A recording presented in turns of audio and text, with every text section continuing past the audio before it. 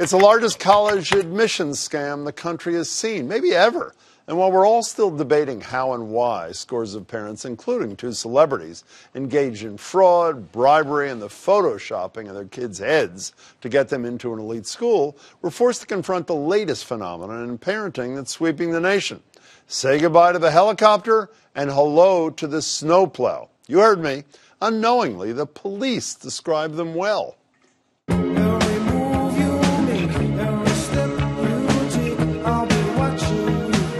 And directing you, and protecting you, and moving into your one-bedroom apartment with you.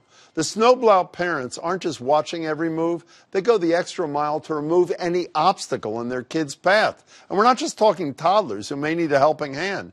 These are adult children. Hello, oxymoron. Before you jump down my throat, I know we all want the best for our kids. I do too, of course. But are we willing to become criminals to do it?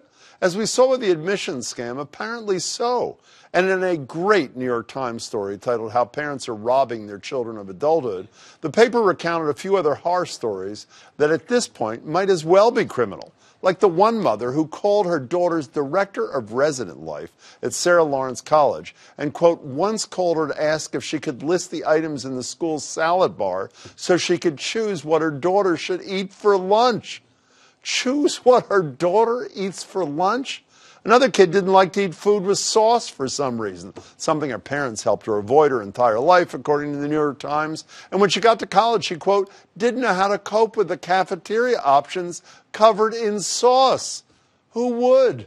Must have been tough not having parents there to call ahead and make sure her life was sauce-free. And yes, they did call ahead before she went to friends' houses for dinner.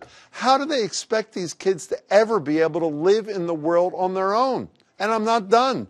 A poll the Times conducted showed 3/4 of parents reminded their adult children of deadlines.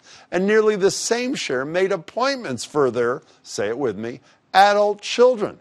Parents have contacted college professors about grades. Some say they would reach out to a child's employer if their kid had an issue at work, which reminds me, I need to ask my boss for some time off.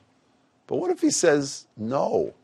Hey, Ron, could you call my boss for me? I can do that. I knew you would. What do you think? Email us, tweet us, share your thoughts.